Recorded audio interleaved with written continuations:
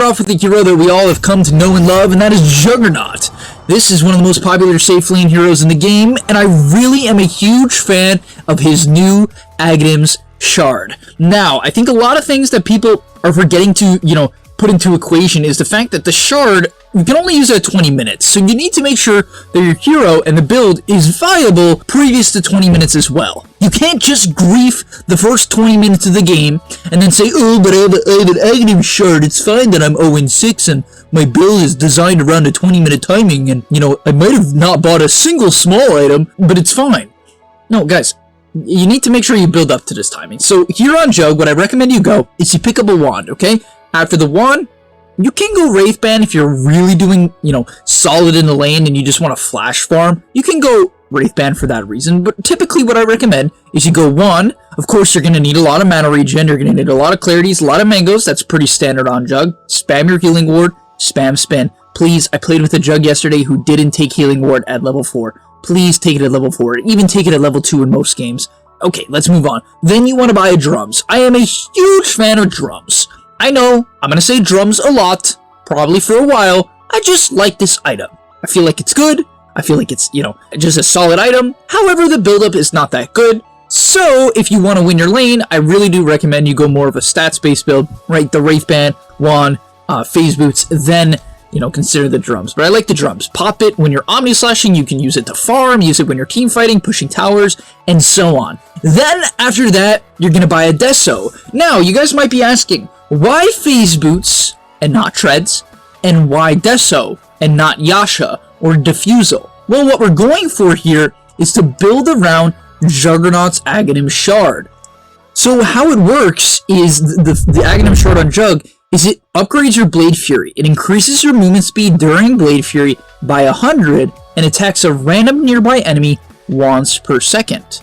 And so your attack speed doesn't matter. Just because you have really high attack speed for Manta doesn't make this Aghanim Shard good. You want to have very high DPS, right? Just straight up damage. And therefore, I'm a huge fan of going something like drums, right? Just to build up to that shard, good timing before then you go for a Deso. And while Deso gives you no HP, because you have a wand and drums and these type of items, you'll have a good amount of stats, a good amount of movement speed, and you'll be able to chase people down with this Deso Blade Fury Shard combo. After that, you do have a lot of options with your item build. You can go super DPS if you think you can't die. What I mean by that is you can go for, a Daedalus, right? If you're really feeling yourself, you could. It's an option. Or, I think what is probably more reliable is either a Manta, right? Just for the typical reasons for Jug, split pushing, dispels, movement speed, overall omni-slash damage, or you can go a Scotty. Same reason, gives you good HP. Sure, it got nerfed, but it's still a great item. It gives you HP, mana, stats, and most importantly, really good thing about it is you can slow people when you're spinning, right? So late game, people can often run out of your spin. Even though it does give you 100 extra movement speed, they can kite around it. So the Scotty, for anyone who doesn't know, you can still apply effects with your spin.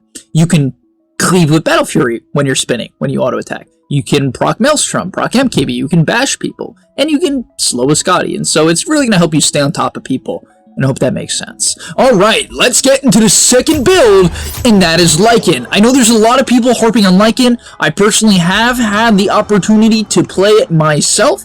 And yes, it does feel very strong. I'm a big fan of this hero this patch. And believe it or not, I am going to tell you to buy drums. It's good, alright? I just like the item. 8 charges and you can buy them back. It's good. Okay, but nonetheless, why do I like Lycan? This hero was just straight up buffed. It was just buffed and buffed and buffed and buffed. Okay? Just was. So, let's talk about these buffs. Howl cooldown was reduced. Nice, now you can use it to farm. The value point in Howl, which you should take at level 10, is good. Yes, level 10, you might be saying, oh, but what about the talent? His talents at 10 are very mediocre. Sure, you can get Feral HP regen, which, yeah, I mean, it's okay, it's the new talent. I mean, it's okay, but it's not like, crazy good. So, I recommend taking Howl at 10. It's only 35 mana now at 10, and it's an 18-second cooldown, so you can actually use it to farm quite consistently. Very nice. Then, the most important change to Lycan was Feral Impulse no longer has a radius. This one might not sound that good. If you're not a Lycan player, you won't care. You'll be like, okay, who cares? No, this matters a ton. If you are a Lycan player, you understand how little damage your units did if you weren't right next to them. It was quite underwhelming. And therefore, this gives you the opportunity to split push. It's kind of like lone druid ags, where you can actually split up the map very effectively without threatening yourself at all. And frankly, I don't think there's many other heroes that can do this. Maybe Beastmaster, but even then, Beastmaster needs his inner beast for his units to be good. Nature's Prophet, not really. The treants are quite mediocre. So Lycan is probably well, actually, I'm going to say it, the best split-pushing hero in the game right now for this change. This change makes him the best split-pushing hero in the game. It also makes him extremely good at farming. You can split up your units, and they can actually farm. On top of that, I feel like Necrobook is in a good place now. It's been buffed. It's 10 cooldown less. So I feel like this keeps happening to Lycan. I don't know why, but it does. The last time Lycan was broken, everything went in his favor. Necrobook got buffed, and Helmdom got buffed. Now, Helmdom did get Helmdom 2. I'm not a huge fan of Helmdom 2. I don't really recommend the item even on Lycan. I'm just not that big of a fan. But Necrobook, the cooldown is 10 seconds less. That's huge for Lycan. Of course it's huge for Lycan. And yeah, so all in all, this hero's in a great place. And his shard is incredible. This hero's shard is so strong. The hero, what's funny is the shard was the old axe, right? It was the old axe. I think the old axe might have been, was it multiple wolves? Oh, I'm actually forgetting now. I'm not 100% sure, but what this shard does is it causes one of your creep waves, right? One of the 3 creep waves every 30 seconds, right? When the creep waves spawn, it causes them to spawn a wolf. Why is this good? Well, it gets you farm, and it shoves waves constantly. On top of that, it gets Feral Impulse, right? It's so good. For 1400 gold, the ability to shove waves with no threat to yourself is really strong. So I recommend you try out this build. I think Lycan is going to be quite good. Next up on the list, my favorite hero, Pudge. No, I'm kidding. Nature's Prophet. So this new shard is just so fun. It's so fun. It really is so fun. By the way, guys, I'm probably going to make a tier list on the shards soon. I might do it for like every hero. I don't know. I'll go from like 1 to, what is it? How many heroes are in Dota now? Like 118, 120? I actually don't know. But yeah, I'm probably going to do an entire list. How crazy is that going to be? That's going to be mad hype. That's going to be fun. But alright, getting into Nature's Prophet mid, once again, can't rush the shard. I wish you could, honestly. If you could, most heroes, I wouldn't buy the shard early. Like, I really wouldn't. On Lycan, I think I would. On Jug, probably not. I wouldn't buy it early on Jug. You still need your DPS items to make it effective. But on Lycan and Prophet, I would. Unfortunately, you can't. Nonetheless, what you want to do is you want to pick Prophet. I do recommend going mid, actually. I think having so many levels on this hero with this build is optimal. Why do I say that? Well, on Prophet, usually the first 2 spells you want to max are Treants and or Teleport. You usually leave Sprout for last because it's counterable. You buy a Quelling Blade. Any good players will just buy a Quelling Blade and chop out. However, now with the new shard, if they chop something with a Quelling Blade, it spawns a Treant, a greater Treant, the big ones that spawn if you get an Axe kill, right? It's quite good. In fact, it's so strong against any hero that doesn't have face boots. So yes, if you're playing against Prophet, I know this makes me sad to say, I feel like I shouldn't say this, but it is good for me to teach you guys things, not hold information. But if you're playing against a Prophet, and he buys an Orchid, and you can tell he's gonna buy a shard, you need phase boots. You might even just want to buy phase boots against him in general. Otherwise, you can't get out of Sprout, and the ability becomes broken. It legitimately becomes a 6-second stun, because when you Quelling Blade out the tree, it spawns a Treant.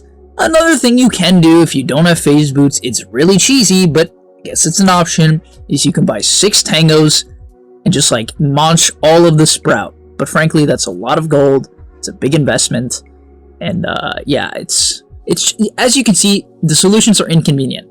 Does the support really want to buy phase boots to get out of a Prophet Sprout? I don't think so, right? I don't think so. I don't think they want to do that. And so this shard for 1400 gold, it also just makes you spawn greater Treants. I don't know if it's a bug, but when I was playing it, I tried this build. When I was playing it, if I Sprout spawn Treants, it just would create bigger Treants, like some greater Treants, no matter what, which is also really good for split pushing. So I don't know, this one is definitely up there. Oh, in terms of items, I've almost forgot the items.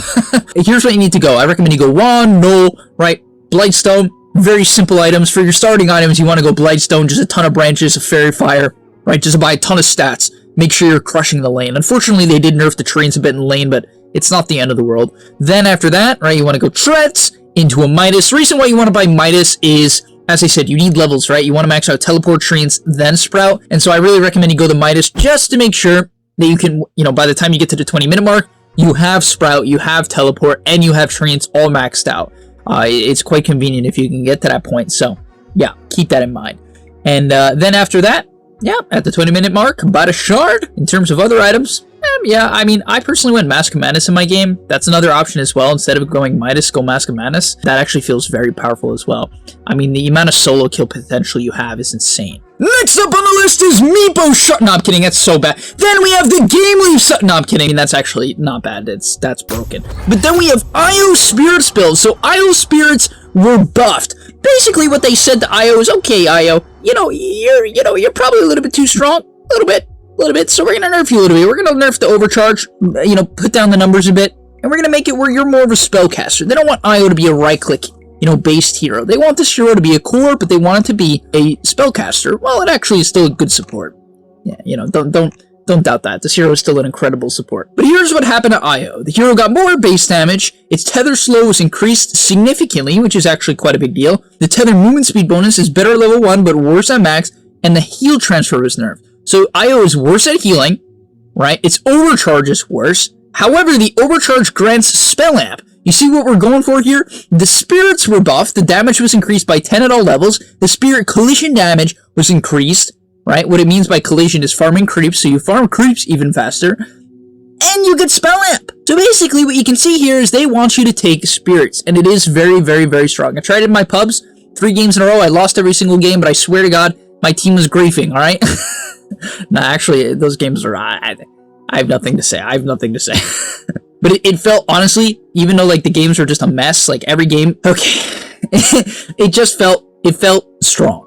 It did. You farm incredibly fast, and here's the build, okay? So you want to buy a Bracer Tango for your starting items. After that, you want to buy Stick if it's a good stick lane, Bottle, then into Helm Dom, gives you a lot of sustain. You might need some Clarity, some Mangoes here and there, and after that, you could pick up an Urn or an Axe. If you're having a really good game, you can rush the Axe. If you're not, and it's kind of somewhere in between, I'm a big fan of buying the Urn. It's great for healing people and finishing off kills for IO. So yeah, that's the build you go. It's kind of the old IO build. It's nothing too revolutionary. It's just the Helm Dom Axe build on IO. I think it's very potent. And then finally, last but not least, we have Thompson, which is Puck with Ethereal Blade. Ethereal Blade, funny enough, is like Thompson's go-to item now, and I don't think that's going to change anytime soon. The reason why I say that is it's been buffed. Right? E-Blade is now 200 gold cheaper because of how Eagle Song was reworked to be 200 gold cheaper. And so yeah, Puck got a lot of buffs as well, making this hero even better, just more mobile.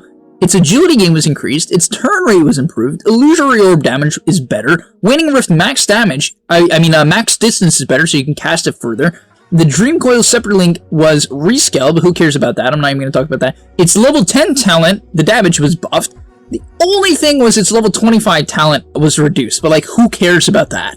It really doesn't matter. So essentially, this hero just got buffed, and then E-Blade got buffed. So yeah, this hero's E-Blade combo is very, very powerful. I'm a huge fan. So what do you buy? You buy 2 Nulls, then a Wand, or if it's not a good Wand game, you can go 3 Nulls into Boots. You probably want a Bottle as well, so pick up a Bottle somewhere in there. A Bottle, then Urn. You actually can skip out on the Bottle if you know you're going to get a lot of kills, because the Urn and the Nulls will kind of suffice for the HP and mana regen. You see what I'm saying? Yeah, but you go Treads, Urn, then into E-Blade. No blink.